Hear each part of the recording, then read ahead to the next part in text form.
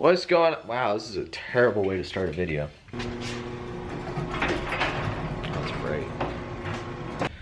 Alright, so today we get to figure out what's in those boxes and what's underneath the table. This is a big deal. Just gonna change with hopefully everything. Because today, hopefully, if everything goes the way I hope it goes, it's going to change the game on what our capabilities are in this tiny little freaking garage, which I just saw a picture on my computer today of what it looked like before I moved in here. Holy crap, this place is jam-packed with shit. We got two things we gotta get today in order to basically bust out this whatchamacallit. So the first thing we gotta go get is the last piece of the puzzle, and then we got one more thing we need to make some room. We're gonna get a shelf. So let's go get the missing piece, the missing element, the last banana, the last melon. I kind of screwed that one up, but you know what I mean. We're gonna go get the thing.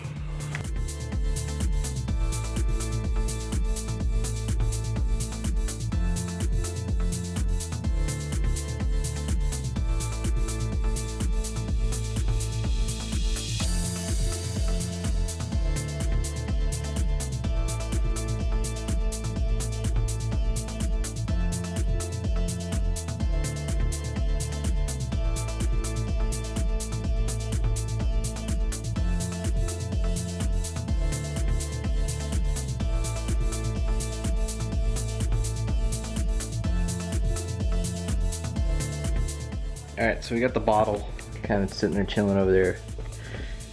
Part two is we got to get better shelf space over here for all the stuff that's just kind of sitting here chilling. Hopefully some of the stuff like the engine and all that will go away. And then we'll move the toolboxes over there. Put the welding station there, and then we'll find a way to secure the bottle. Sound good? Good.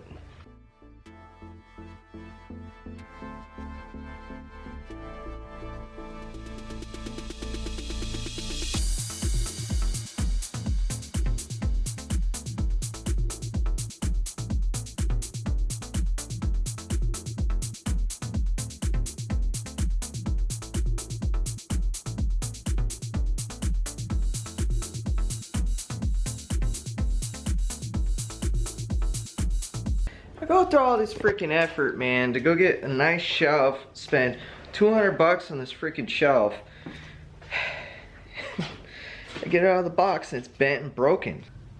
Out of the box. It's all messed up. Like, this whole rail was twisted. Jeans broke there. This is all banged up. Dude.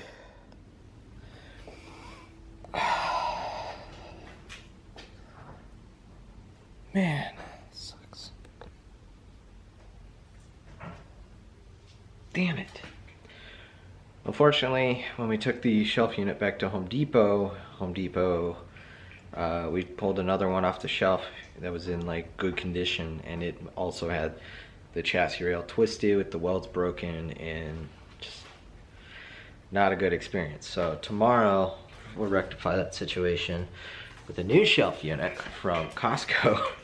In the meantime, we went and got the last piece of the puzzle, which is the welding cart, because we really should not be having that bottle standing freestanding. Probably should be in a rack or something. So this has a pretty tall bottle rack to hold the bottle. So that's what we're gonna spend the time doing. It's putting this together, get the bottle on there, and then start putting the welder on it with all of its accessories. So assemble the cart.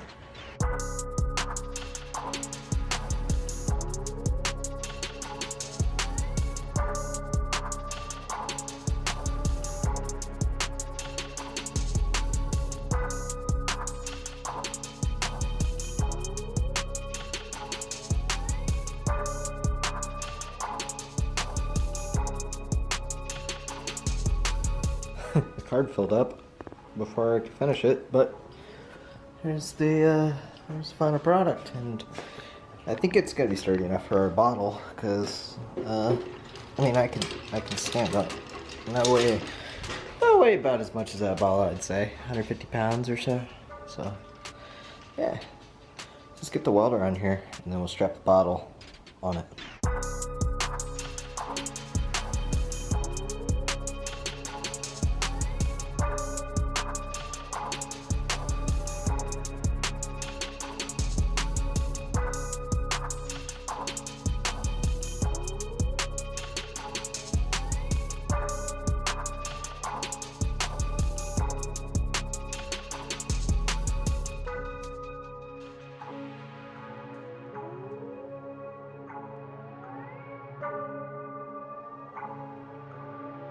Alright, so today's kicking my ass.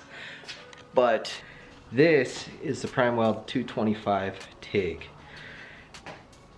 I'm gonna try my hand at some TIG welding. You know, I've done some arc and some MIG in the past, and seeing that we're gonna need to do all the charge piping on the car in aluminum, I can invest in myself and spend a little bit more than $200-300 bucks on a good welder that has great reviews. And so I pulled the trigger, and here we are. We got a welder, a table, we got some metal to practice on. I got a helmet, gloves, tungsten, a grinder, we've got gas.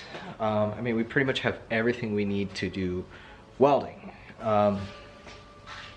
Things are still a little tight in here, and that's why I was trying to get the shelf in here so I could kind of condense a lot of the stuff that I have, and then also go through some of the other junk, like the exhaust that I still have. And right now we're cleaning the house, reorganizing everything to try and make it make sense, so that I have a little corner where I can do fab work or whatever, you know, do my own thing. But right now we're just gonna get this thing totally kitted up and go through some of the stuff. So it's got your pulse settings.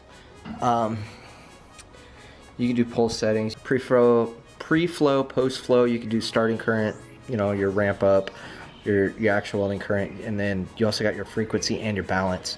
So this is important for like when you're doing the AC stuff, being able to control the not necessarily, well, the frequency is nice, but to adjust the balance to get your cleaning action correct, so you're not blowing apart your tungsten. The duty cycle on this is about 40%, which, you know, if you're doing some heavy duty stuff, probably isn't going to be the best. But, you know, for something like what I'm doing, thin gauge, low amperage, short bursts, it's going to be perfect. So not bad for a little $800 welder. Oh, and the best part is the torch and everything that comes with it. Some standard consumable parts, right? And these are all, if I'm not mistaken, CK Worldwide. So you get, holy crap, it even comes with a stubby. That's so cool. It's a CK number 17 flex head. It comes with a stubby cap, and looks like it came with two of each. So you got your, you know, it came with a piece of tungsten, some collets, collet body, one piece there, got another one in my hand, one there, and then one on the torch. And then it came with some cups, so you got a 5, a 6, and a 7, which is pretty decent. For me, it's probably gonna be plenty. But it comes with the CK Worldwide everything, the lead, the whole 9 yards, which is pretty freaking rad. We're gonna roll the bottle on and hook it up there. That way it's secure, because that's not where it is right now. No. So let's wheel it over here, put it on the cart.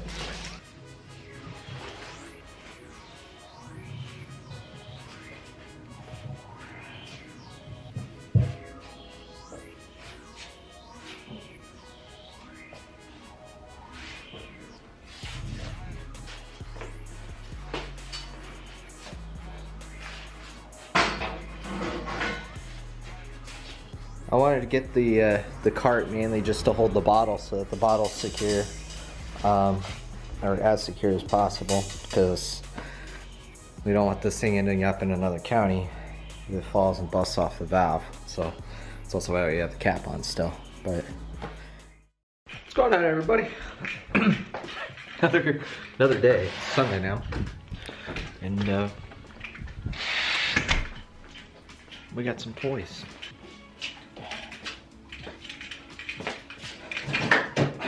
We got some new racks. We got these wonderful Wallen industrial racks. You get these at Costco, and they're actually cheaper than the Home Depot ones. So even with, you know, if you had to buy a membership just to get these racks, it's worth it. Then you get Costco. So we're gonna build one. We're definitely gonna put it where the bumpers and stuff normally are, and see how tall it is. If I can get away with putting it under the door railing and put 2 on this wall, then we'll go ahead and do that.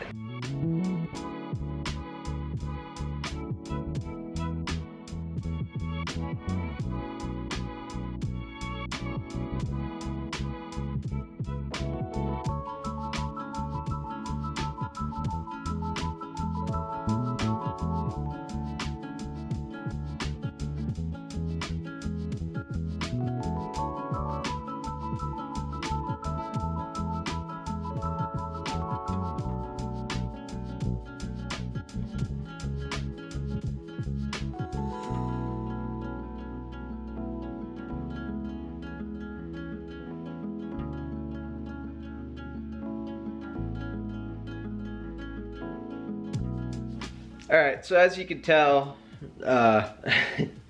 everything's on the shelves, and I kind of just stopped filming and just kind of went for it. It's all kind of there. I'm still kind of massaging where everything's home is. We got to go through and organize all that stuff later, but for now it's all kind of got its own place on their shelves, kind of. We got the engine and the welder over here. We even tried playing with some of the new AN stuff we got. Yeah, so a lot of it's just, you know, massaging this stuff. We gotta get rid of a bunch of coolant, oil, whatever. A lot of it's just the final cleanup. It's gonna be a few more days before I can finally get to finishing this. It'll probably be this weekend when I actually do this. But yeah, I mean, garage is definitely looking more like a shop.